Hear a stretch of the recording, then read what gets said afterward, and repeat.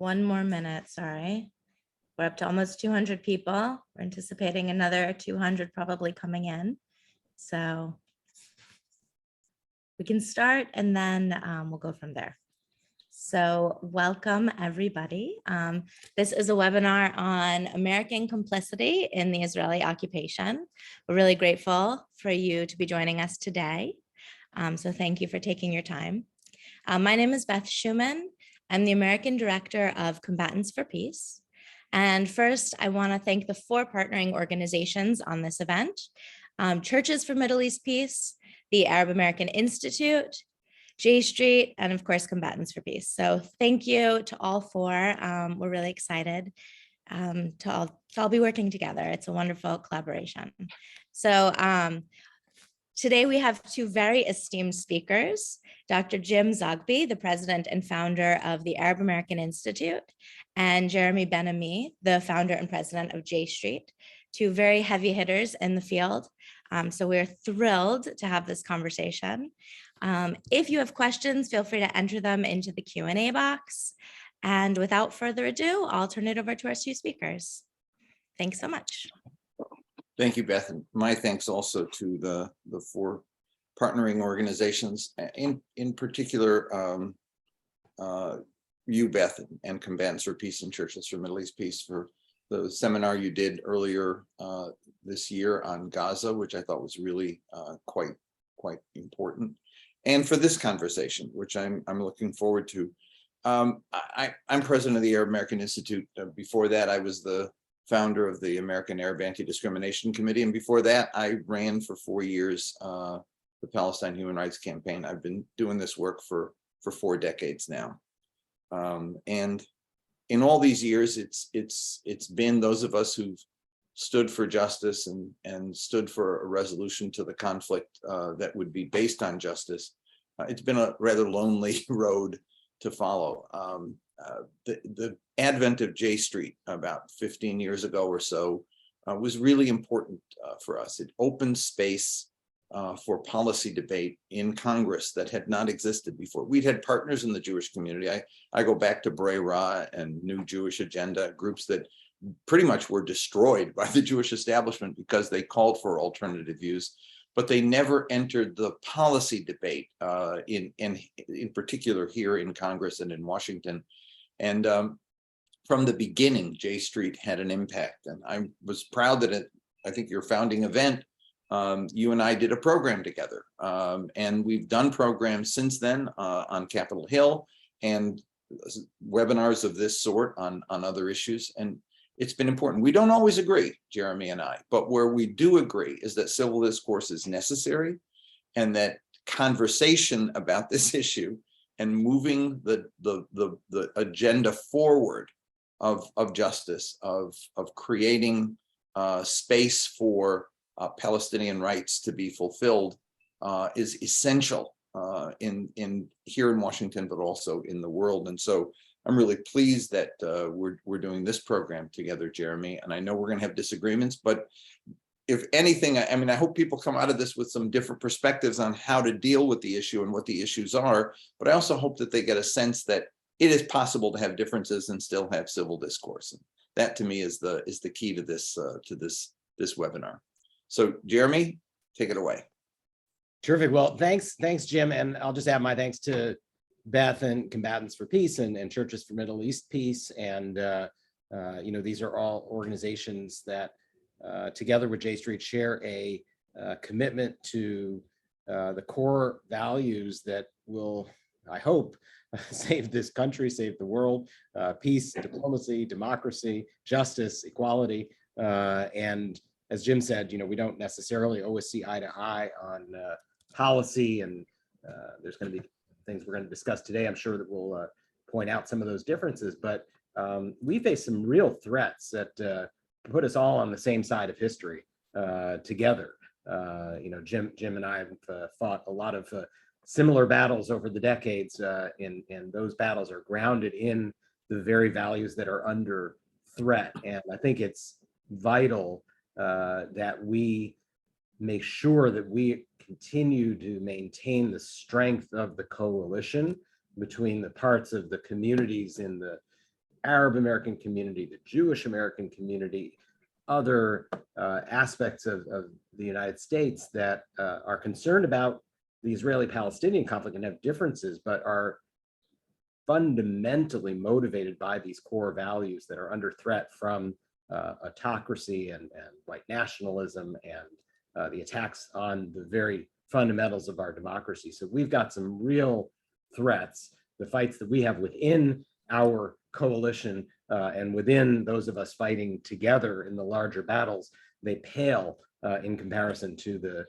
policy differences that we may have on some of these issues. We are aligned in what really matters, and the ability to talk across our differences and work across our differences in coalition, I think is something that Jim and I are really dedicated to demonstrating by doing, to demonstrating respect to our shared values and our shared commitment to political action. So let's begin, Jim, with the meat of the conversation. You and I have discussed issues related to Israel and Palestine for a couple of decades or more, really, now that we've been doing this together. And, both of us have certainly done this for a long, long time. And I would venture to say, and this would be my opening to you, that things are as bad today in the substance of the conflict between Palestinians and Israelis as they have ever been. That despite all the good work that you've done and that I've tried to do and all of us have tried to do, the occupation is deeper. The violations of rights are worse. The sense of impunity with which the settlement movement is acting is higher. The level of violence, and I'd say the violence on all sides is high right now. We have a wave of terror. We've got a wave of settler violence. It is a regular occurrence. There are a whole series of names that I'm sure we all know. I know many of you. I looked down the list of the roughly 300 folks who are signed in right now, and I know most of you. And I know Masafer Yatta and Al Walaja and Jara and Iwan, and I can just go on and on and on about all of the specific instances that are going on. But those things are flashpoints. Each of them individually are sufficient to start a much wider conflict, but taken together, I think we just see a wide array of these threats in a level that I've not seen before, Jim. So my starting point for this conversation is that as we look at the American role in all of this, I just feel we have to start with understanding that things are worse and getting worse than they have been. And there's no end in sight, and there's no U-turn in sight. And that's sort of where I start the conversation. So I don't know what your take is on it, Jim, but that's sort of where I begin. Well, going back to the 70s, when I started the Palestine Human Rights Campaign and first began working with civil rights groups, Felicia Langer, the famous and just marvelous attorney who defended hundreds and hundreds of Palestinians who were victims of torture, people who've been deported, house demolitions, etc. There's one picture I have in my office, Jeremy, of a family standing around a demolished home in Beit Sahur, and Felicia's there with them. And the young attorney who worked with her took the picture, and when he gave it to me, told me, he said that she had gone to court to get a stay of the demolition. And she succeeded in getting it, which was very rare for her. She almost always lost it. As she was coming back, they could see the car over the hill as it was coming down toward the village. And the house had been demolished. The Israeli soldiers demolished it before she got there. And she was standing with them, and he said, one of the women whose home was destroyed as the car was coming up, and he said, it's Felicia.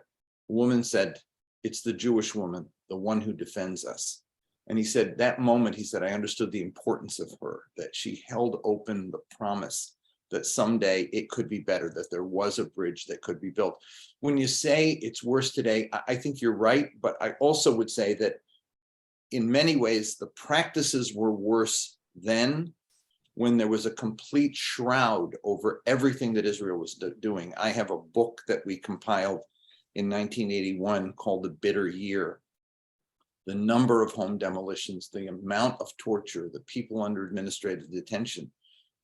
People don't remember that there were thousands of Palestinians who had bags put over their heads and helicoptered and dumped across the border into Lebanon or into Jordan. People were arrested for making a birthday cake with Palestinian colors on it because it was viewed as a terrorist symbol. Collective punishment, the entire village, men corralled and sat on the ground overnight because there was a punishment of that entire village. That was worse. In many ways, it was worse. What was different then was that the settlement enterprise was not as deeply rooted. So there was a possibility to see a future. One could talk about ending the occupation and creating two states. You knew where it would be. And there was a hope that something could come up. I think what's different today is, number one, the enterprise is so deeply rooted, 700,000. The wall has erased that hope. And the dysfunctions on both societies' side, on the side of both societies, are so great that it's difficult to see a way forward. So yes, the impunity is there, but the impunity always was there. It was there, but nobody knew what was going on. We'd talk about torture, and the State Department kind of rolled their eyes at us. You know, it was in the Human Rights Report, but it was ignored. Today, we know more what they're doing, and they're still getting away with it. So it's bad, and I think what makes it worse, as you note, is the loss of hope and the inability to see the way forward because of the entrenchment of the settlement enterprise in the West Bank. And I would have to add that Gaza cannot be ignored in all of this, because the systematic strangulation of Gaza has been debilitating. I mean, I wonder sometimes what this generation of young kids growing up in this environment in Gaza, what psychological damage has been done when, you know, it's such a tiny place, it's such a crowded place, to have nothing, that you've never seen anything in your life other than that little place and cannot get out of that little place. And then with that, the fear that the jets can come at any moment, you know, and there's a sense of, I used to talk about a radical transformation necessary to create jobs, opportunity, and hope, so that young people in Gaza would say, I have a future, I can get married, I can have kids. What do you do when youth unemployment is in the 60% range? No present, no future, and a sense of despair. I think that those are the issues that trouble me deeply. So, you know, I think probably we should pivot over to the United States now and the American role in all of this, because I think the other thing that has changed a lot over the course of, and whether you measure it back to the early 80s or into the 90s, or, you know, whenever one looks at it, one of the big differences I see right now is the nature of American engagement and involvement. And, you know, I think the efforts to try to move this in the right direction have essentially tailed off over time. You know, it might have been a time when Jimmy Carter, you know, would spend days on end, one-on-one with leaders from the region at Camp David, you know, trying to get to agreement, or even Bill Clinton, you know, at the presidential level. And there were times when we had secretaries of state that were flying back and forth and doing this and that, and even up through John Kerry in 2014. You know, you sensed this desire at the highest levels of American policy. You know, one can talk, and we should, about how all of the things we were just describing were going on at that time, you know, despite all of that. But at least there was an intent and an intention and a desire to do something. And I think the biggest change in 2021, 2022 for me is it just doesn't feel like anybody's trying or anybody's caring at the highest levels. of U.S. policymaking and U.S. government. So I don't know, that to me is where I begin the conversation about America's involvement, is where we've gotten to the point where there's almost no intent and no interest in helping. Yeah. Look, I would go back to the beginning of this current peace process, the Madrid conference. I was somewhat involved in that meeting with Arab leaders, Arafat included, to get them to come to Madrid and to pay the price. The Baker wanted a freeze on settlements in exchange for an end to the secondary boycott. Arab leaders agreed to end the secondary boycott. Settlements were supposed to freeze. They didn't. They continued to grow. But they came to Madrid. They all came to Madrid with this weird formula of what was going to happen. And Baker put a lot of pressure to make it happen. My feeling was that while he succeeded in that, the failure was that after everybody got there, the pressure ended. And so we went through 11 rounds of nothing happening, right? Dennis Ross, who has earned a reputation undeservedly for the peace process, because basically he just oversaw failure and he didn't do anything. There was no intervention to make a difference. The intervention that Baker made, putting pressure when Bush said, you will not get this assistance for the loan guarantees unless you stop settlements, that made a difference. Pressure made a difference. Pressure stopped. And even after the inking of the Oslo Accords, I was running a project for Vice President Gore at the time, Builders for Peace, and I wrote a memo for the president. He asked me to write it because I went to see him, and he was furious when I told him the story that, we had American businesses lined up to go in. The Israelis wouldn't guarantee import and export rights. We had companies willing to do this, that, or the other. The Israelis wouldn't agree to surrender the franchise or to provide the water or the power needed to make the business operate. We had all the horses lined up at the gate, but we couldn't get him in. So I wrote the memo for Clinton, gave it to him, and 3 weeks later, I got a letter back from the White House that was like 4 pages, single space type, telling me we've reviewed your thing. And then there was a Dennis Ross and a Martin Indyk and an Aaron Miller explaining why they weren't able to do any of these things that needed to be done, to tell the Israelis, you got to allow Gaza to import. You have to allow the West Bank to export. They shouldn't need Israeli middlemen. There was a passivity. I guess I'd sum it up. There was a passivity to the Israeli complaints, so that even while Clinton was engaged, and he was engaged, and I was engaged with him, I mean, we had phone calls and talked about things to do. At the end of the day, 8 years of Clinton administration, settlements doubled after Oslo in that first administration. Unemployment doubled. Settlements, I said, doubled. Unemployment doubled. And hope was lost. It wasn't just that Netanyahu got elected. It was that there was a sense that America is not going to do anything to change the course of this. And when Clinton announced his parameters at the end of his term, it was already too late. Barack was on the way out. Sharon was coming in, and hope was gone. I mean, the impact of a doubling of settlements in those 8 years really took a toll. And so I think you're right that there is no engagement, meaningful engagement today, but there was engagement, but not meaningful engagement with pressure back then, when it would have made a difference. When we only had 170,000 settlers, we could have made a difference. But we knew it was happening. I was there in Bethlehem with Clinton in 1998, and you could see, when we were in Manger Square, you could see the hill, what the Israelis call Har Homa, what the Palestinians call Jabal Abu Ghneim. The roads were already being dug circular up the hill, and it was the very place that just a year earlier Clinton had said, no, you will not build this. We will not allow this to be built. Today, there's 22,000 settlers on that hill. And so is it complicity? Is it passivity? Is it passivity that leads to complicity? I think that therein lies the problem for me, is a kind of a, we know it's wrong, we say it's wrong, even when we're engaged on it, we're engaged in a way that at the end of the day has no consequences. And so the bad things just keep happening.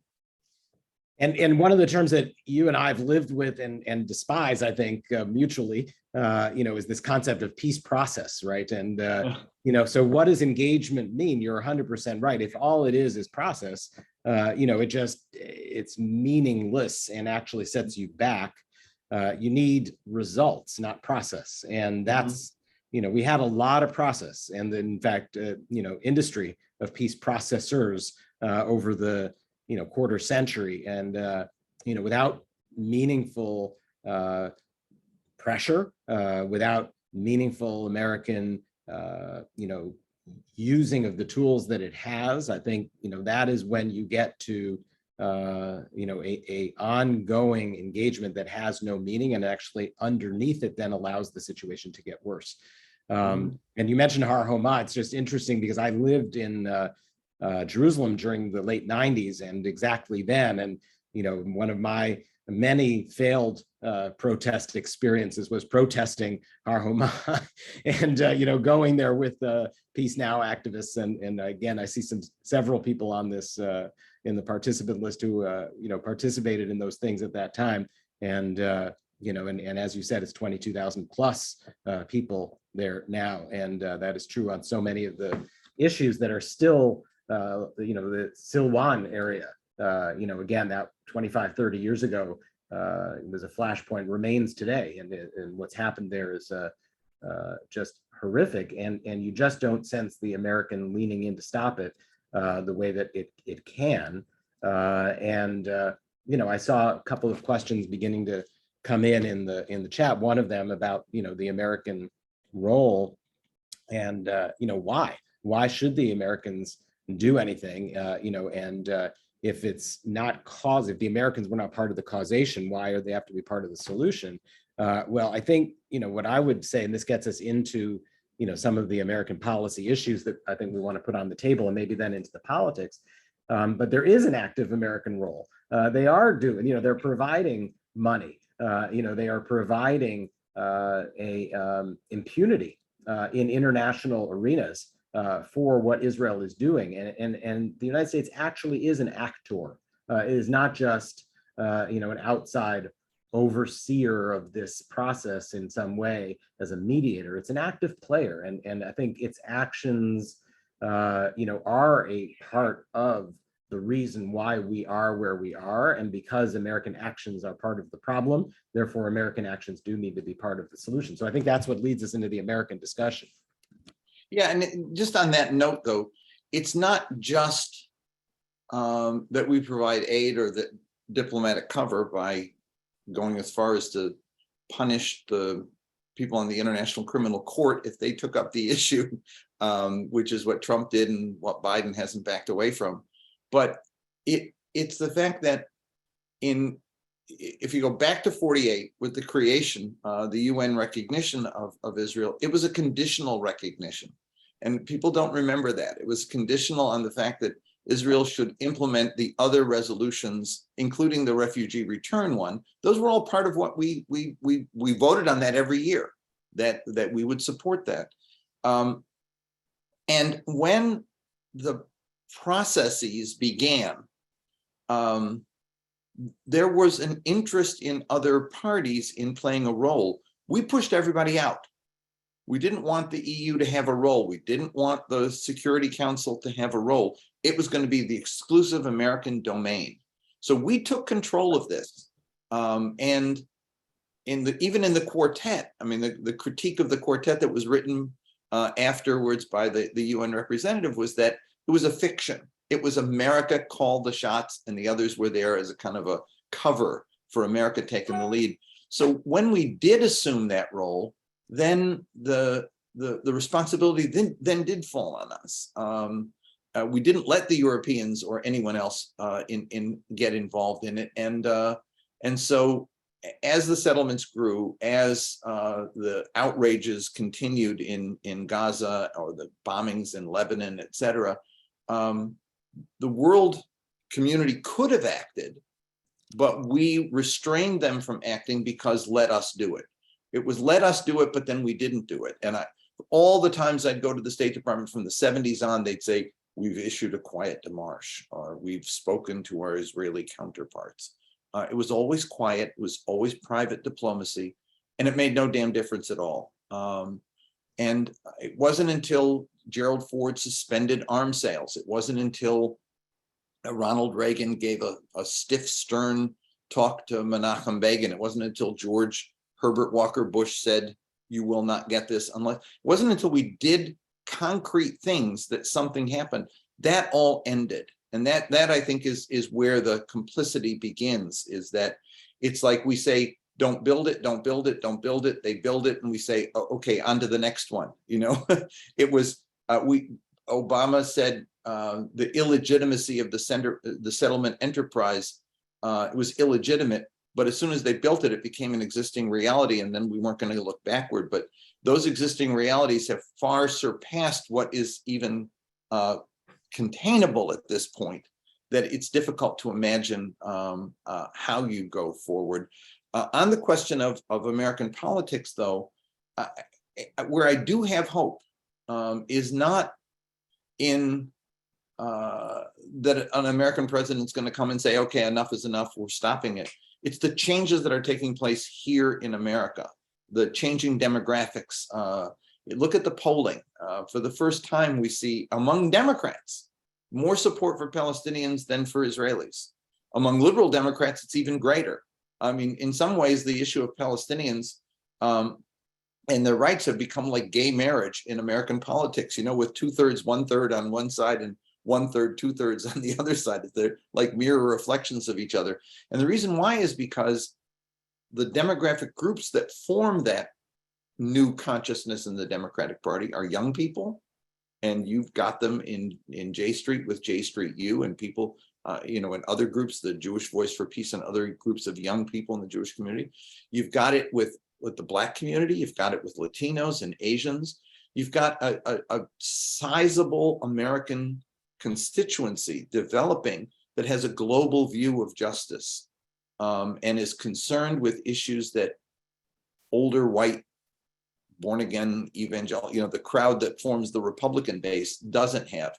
And we're seeing politicians start to respond to that. And, you know, when you get a Senate letter on Shireen Abu Akleh, when we worked with you guys on a House letter calling for an investigation of Shireen Abu Akleh, who were the people who took the lead? It was the progressive members of Congress on the Democratic side who are feeling pressure from the bottom, from their base, to take a different position.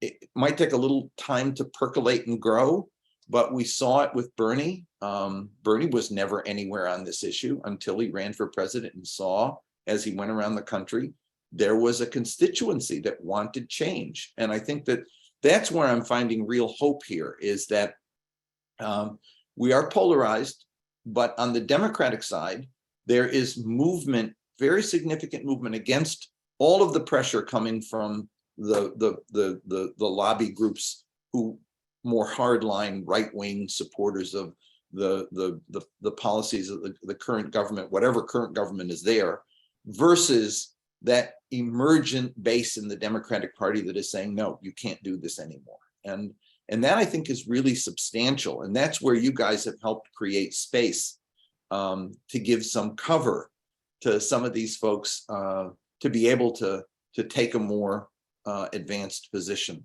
supporting justice. Yeah, no, I think that, you know, going into the politics is really key, the present day politics of this issue. And I think that the demographic realities that you're outlining and the gradual move that we are going to see in American society, of the change in the nature of our country, the change in the nature of our politics, obviously it's also created a backlash. That's why we're seeing the rise of this, you know, intense far right white nationalism and the threats to our democracy, because many people see these changes coming. But I also would argue that, you know, the politics of 2022 on our issue, where you have seen AIPAC enter into the political arena directly after 6 or 7 decades of denying an actual direct role in politics, and now they've just basically, you know, jumped with the entirety, you know, of their power into the pool of politics. Because it's a little different, right? I mean, back in the days when I used to track this in the late 80s and 90s, members of the board of AIPAC had individual PACs that they belonged to. Right. And they could give 5,000, 5,000, 5,000 and bundle them. And AIPAC could say, oh, we had nothing to do with this. We didn't coordinate. We didn't do it. Now they can just go to a donor and get $2 million for a PAC and then spend it. When we called it dark money, they said, you're being anti-Semitic. It's dark money means it's not federally regulated money in campaigns. And I know that that's what you're dealing with. That's what we're dealing with folks we support.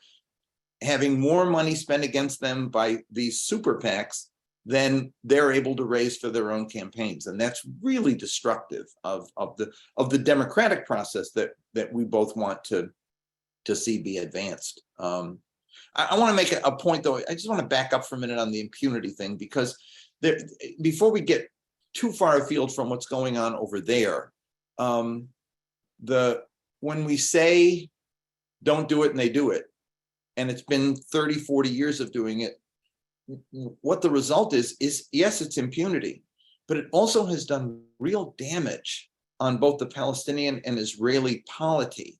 I call it the spoiled child, abused child syndrome. I mean, the Israelis, if you tell a kid, don't do that, don't do that, don't do that, and they do it, they're going to say, doesn't matter what they say, we can do it anyway.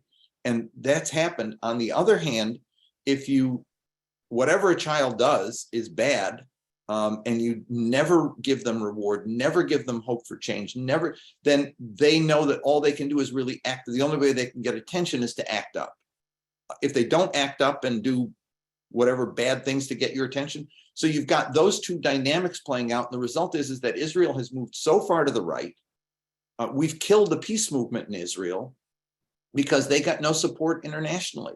And so the right in Israel's moved to the right, the center has moved to the right, and the left in Israel's moved to the right. And on the Palestinian side, we've got a total dysfunction because those in civil society and those on the Palestinian side who are advocating for a different political order get no support from anybody here in the US. In fact, when the Israelis say 6 groups are terrorist groups, don't give them any money, and they're not terrorist groups, but they don't get money, it kills Palestinian internal politics. And who gets rewarded? Hamas gets rewarded because they can throw a rocket every once in a while and act up.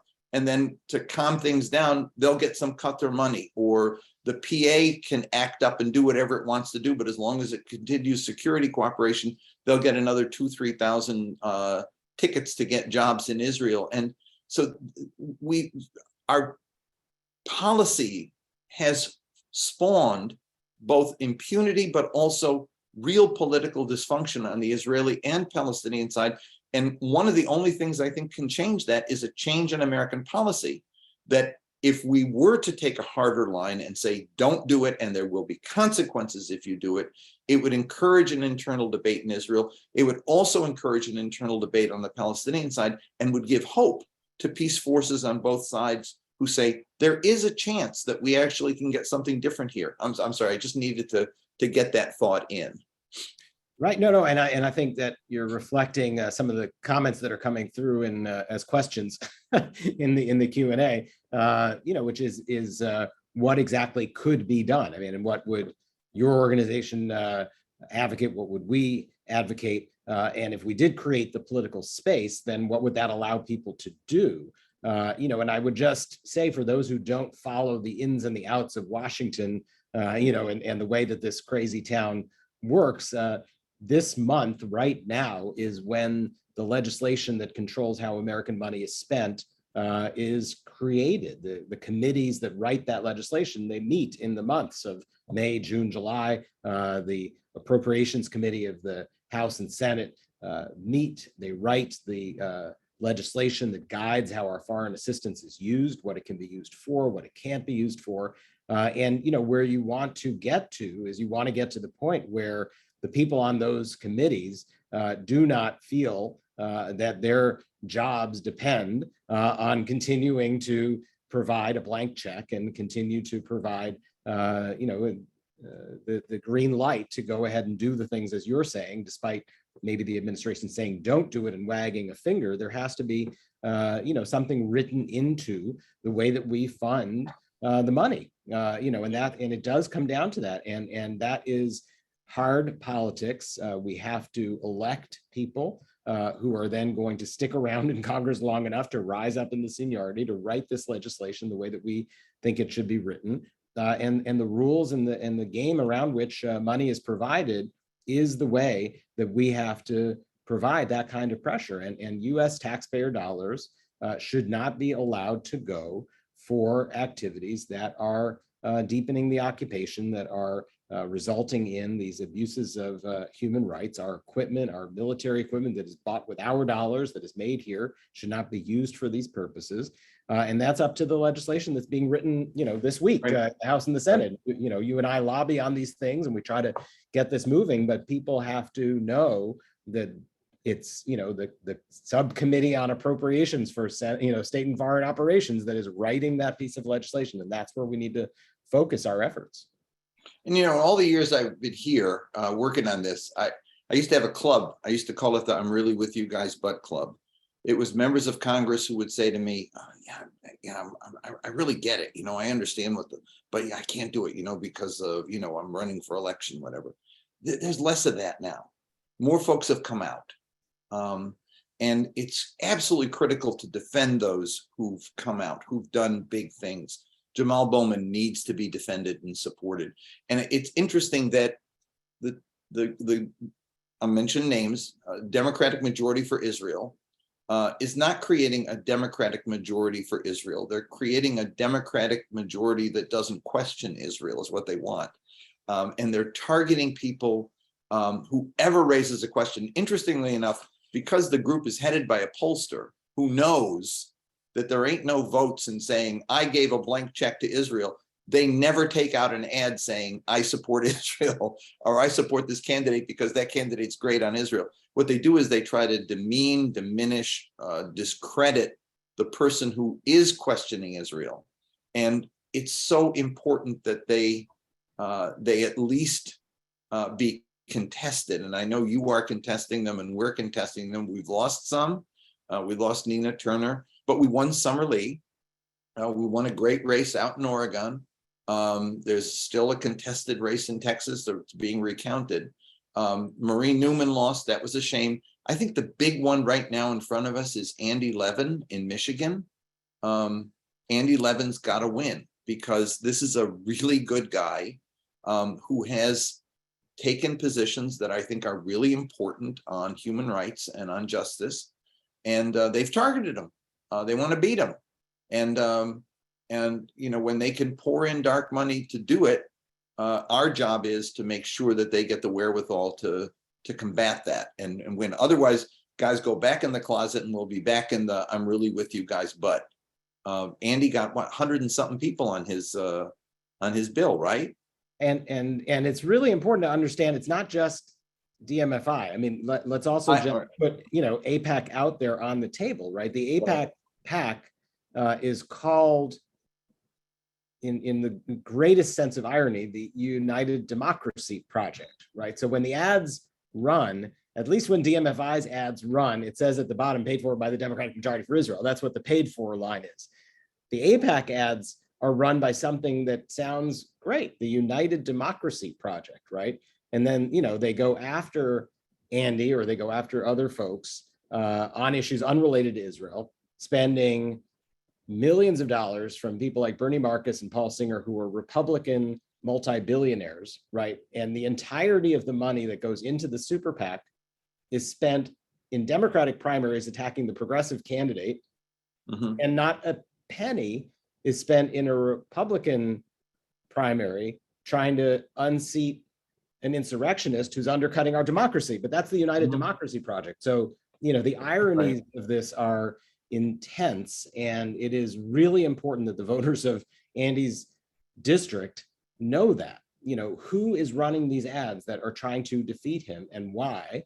And it is, Republican billionaires who are concerned with enforcing an Israel right or wrong, no questions asked American foreign policy, and they are masquerading in a Democratic primary and interfering within the Democratic Party's politics.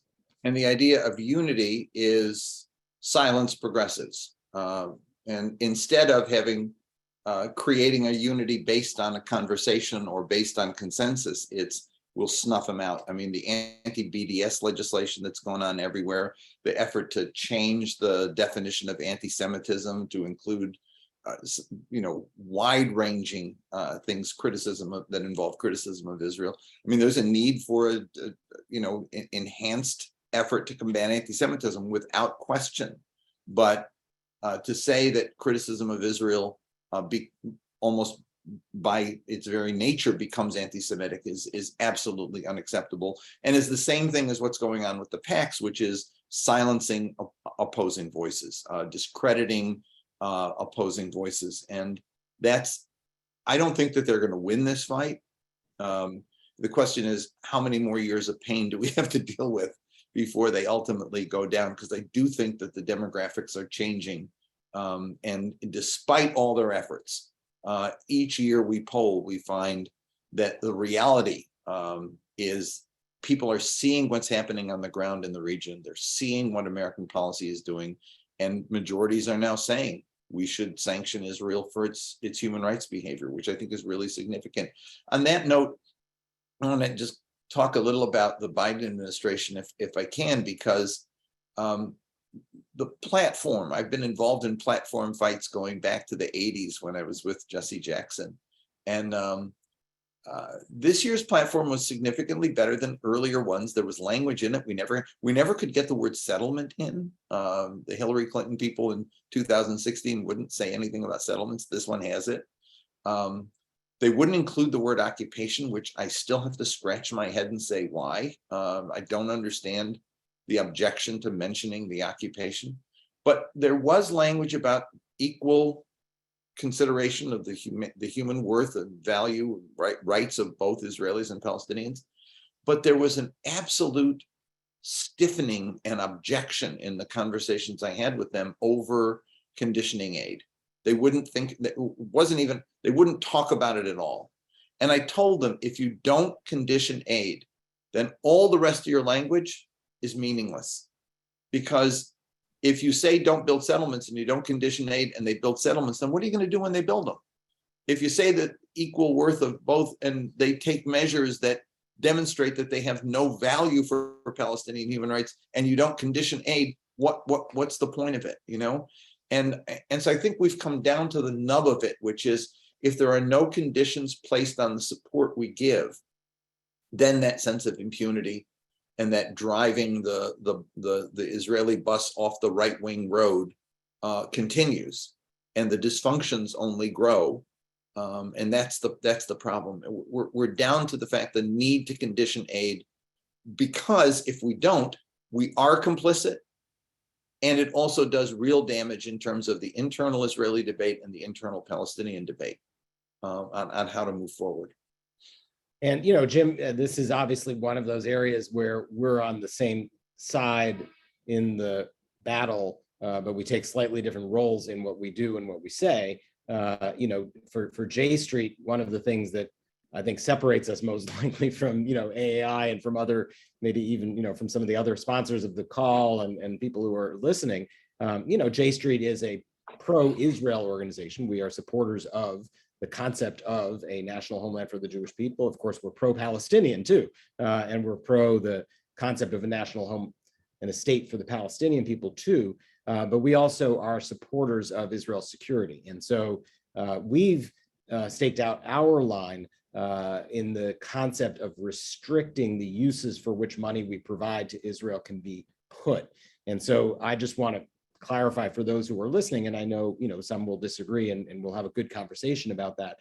Where J Street stands on these things is that the dollars that we provide should be for very, very particular purposes. Those should be security only. Those should be carefully overseen. There needs to be congressional oversight and transparency and accountability for every dollar, just as there is for every dollar of assistance we provide to every other country. That's the thing that is unique about our aid to Israel, is the lack of oversight and transparency and accountability for the aid that we provide. The money cannot be used for the kinds of equipment and materiel that is then used in home demolitions and in evictions and in the kinds of activities that lead to the human rights abuses that happen on the West Bank. We do support.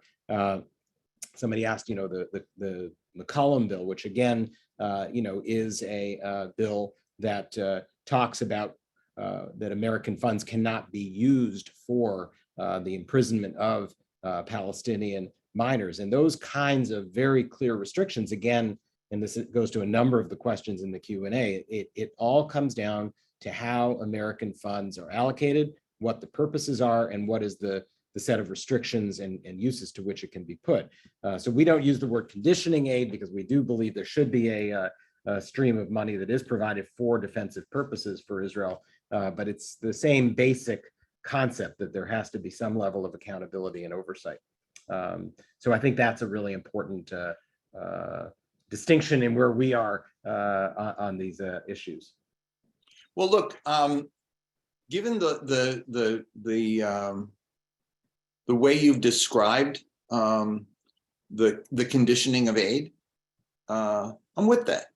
I mean, I think we found is that any tweak, if you pinch them, they scream, and so yeah, if we said you can't use it for that, and we're going to cut. I mean, look, what did George Herbert Walker Bush do?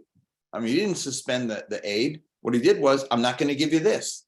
And if you look at the budget, as you know, it's not just the defense, quote unquote, which actually is offensive weaponry that we give them. It's also lots of other write-ins and they get money from the agriculture budget. They get money from the education budget. They get money in the Commerce Department budget. Tweaks become important. And frankly, I have not seen any tweaking or any restrictions at all on aid. We say don't do it, they do it, and there's no consequence. I want consequences. I want accountability. I want defense of human rights, and whatever measures are taken. I want to see them get F-35s and continue to fly into Syria and provoke Iran in the way that they're doing it. I'm no fan of Iran, incidentally, no fan of Hezbollah, but operating with impunity in that way is bound to cause repercussions in the region and lead to devastating conflict that is in the interests of no one. But I believe that if we were to just take even little steps toward cutting aid in different areas and making it conditional on behavior, it would have an enormous impact in the future. Right now, there are no consequences at all, and that's the problem. No consequences ultimately lead to impunity. And I was served on the U.S. Commission on International Religious Freedom. I was an Obama appointee for 2 terms. We considered a whole range of countries and their violations of religious freedom issues, and didn't talk about Israel at all, except in the very beginning I did when they wanted to do an article on Christmas in the Holy Land, the birth of Jesus, and Christians are suffering. And they mentioned Iraq, they mentioned Pakistan, they mentioned Egypt. And I said, but what about Bethlehem? And they said, well, we don't talk about that. And I was like, we fought about it. I saved the email chain. It was quite hilarious with some of the members of the commission just going to extreme lengths to why they weren't going to mention Bethlehem. So I didn't raise it for another couple of years, figuring I'd wait my time on it and build a case. We got a couple of lawyers, a group of lawyers in the West Bank, to prepare a document on Israel's violations of religious freedom of Christians and Muslims and non-Orthodox Jews, and why the commission ought to investigate. We brought the book, and it was the case was presented by myself and a Jewish member, an Obama appointee, and the response I got was, why are you singling Israel out for criticism? Now, we had just voted on condemning 27 countries for religious freedom violations, and I supported all of them, supported criticizing all of them. And I said, I'm not the one singling Israel out. You're the one singling it out as the one country we can't criticize. And we lost. the fight. But I think that is, to me, it was kind of symptomatic of the broader problem, is that Right. we have human rights legislation in America. Going back to Harkin in the 60s, it was like, we will not give aid to countries that violate. That's why the State Department writes an annual human rights report, not because they want to create a nice book for people to read, but they were mandated to do it in order to help make determinations as to how we give aid.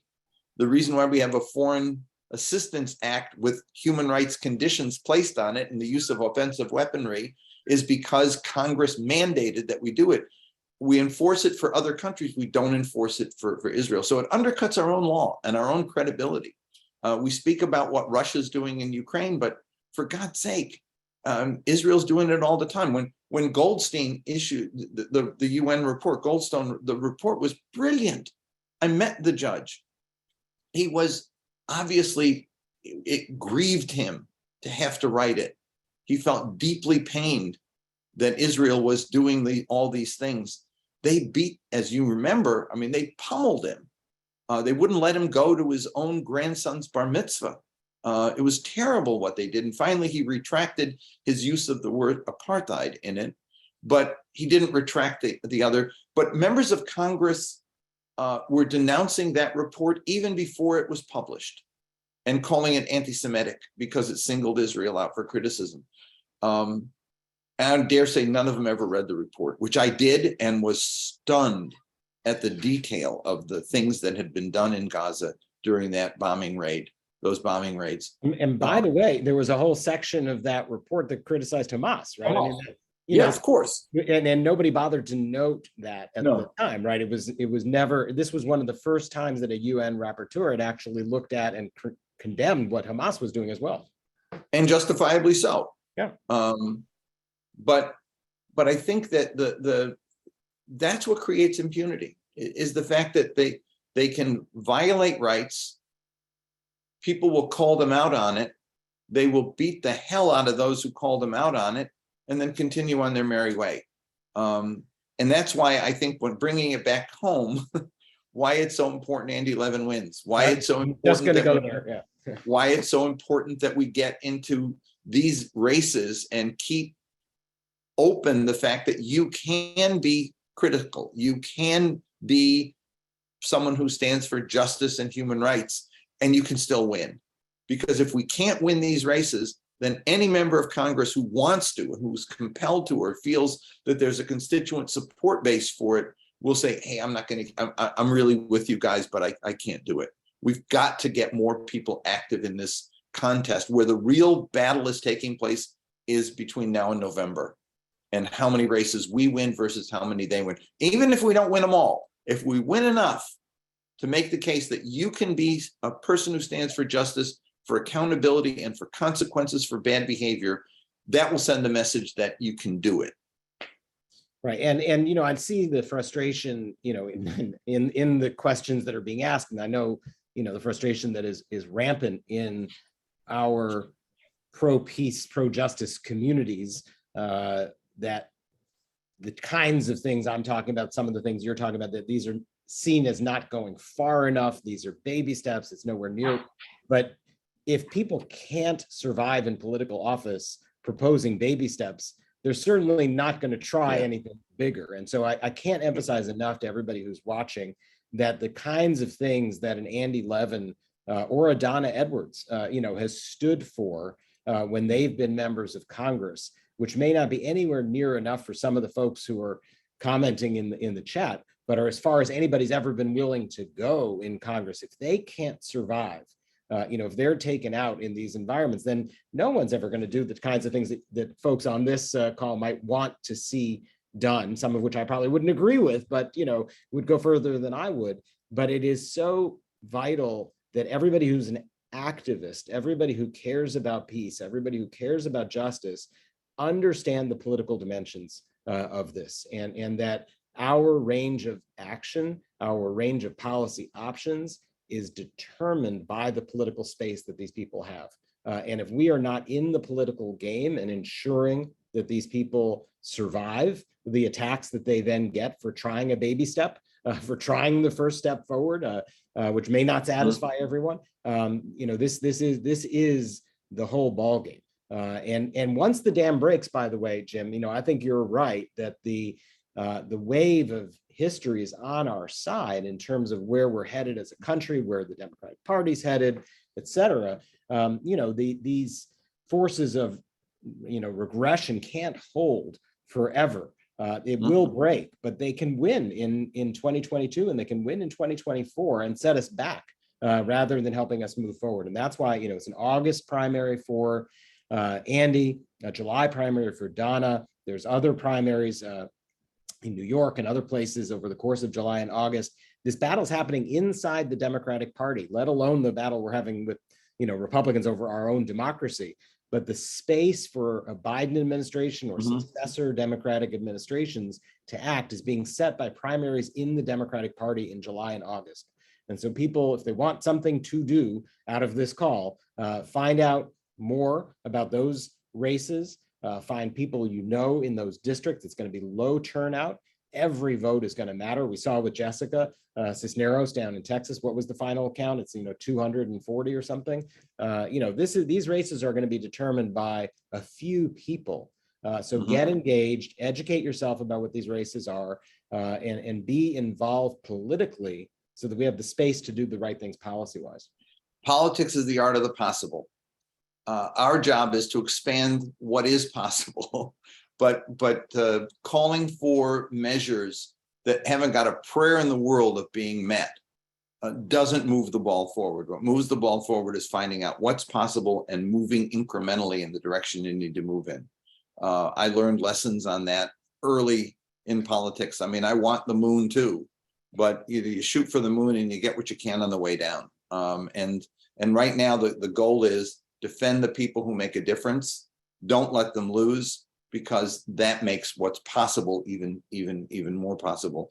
One last thing, if I could put in a little self-serving note here, an issue that we've got that I know you folks have supported us on in J Street that is of concern is the issue of visa waiver. Yeah. Talk about impunity. I mean,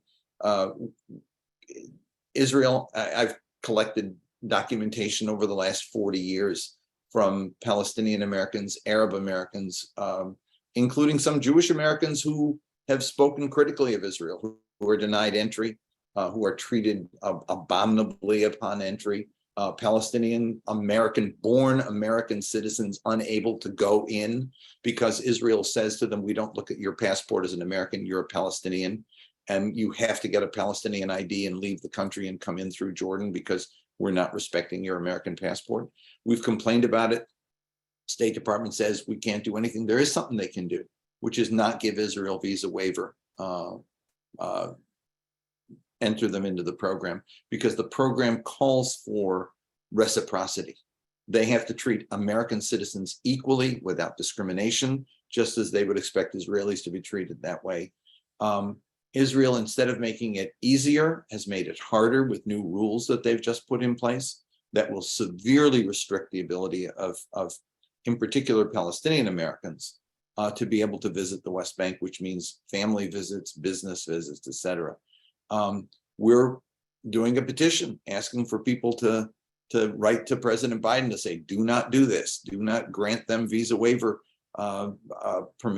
admission unless they are willing to treat Arab Americans, Palestinian in particular, with full equality of their rights as American citizens. That's something that our government ought to do. It ought to protect its own citizens. We should not have to endure discriminatory treatment upon entry into an allied country. And so I know you guys have supported us on that. We have a petition on our website, and I'd really appreciate it if people would sign on and support this effort. And I thank you for supporting us on it, Jeremy. I know you've been with a couple of your folks have retweeted our petition and asked people to sign on too. It's important. It's a little thing, not a big thing. Very clear as well to the Biden administration and directly, that's our view. We support you on Yeah, that. but I mean, if they win this one, and our own government, drives the bus over our backs and says you don't count, That would send a horrible message to Israel. They get away with whatever they want. And also send a horrible message to Palestinian Americans that their rights don't matter as Americans. Deborah, I think, has just put the petition up on the chat box. Thank you, Deborah, for doing that. Jeremy, I really appreciated doing this with you. Thank you so much. And I look forward to working with you as we go forward. Differences aside, I know you guys don't like to use the word apartheid. I got to use the word apartheid. I don't have another word in my lexicon that describes what they do. We got differences, but we also find the importance of common ground and finding where we can agree to move the cause of peace and justice forward. And I thank you for that. And I thank the groups that co-sponsored this and appreciate it and hope for more conversations in the future. Yeah, no, I just add my thanks as well to you, Jim, and to AAI and to the co-sponsors. And, you know, the most important message that I can relay to anybody who ends up watching this is that the differences that we have are so much less important than the differences that we have with the main opponents that we are fighting. You know, and our democracy is at stake. The rule of law, the world order is at stake, and we are on the same side of those fights, and we can't spend our time fighting each other over some of the differences that we may have. We must find the way to work together to beat the people who are really out there undercutting the very values that you just outlined. And so that's the important message I'd leave everybody with. Thank you for the hour, and I do look forward to further conversations and action together. Thanks. And thanks everybody for tuning in and watching. Appreciate it. Bye-bye.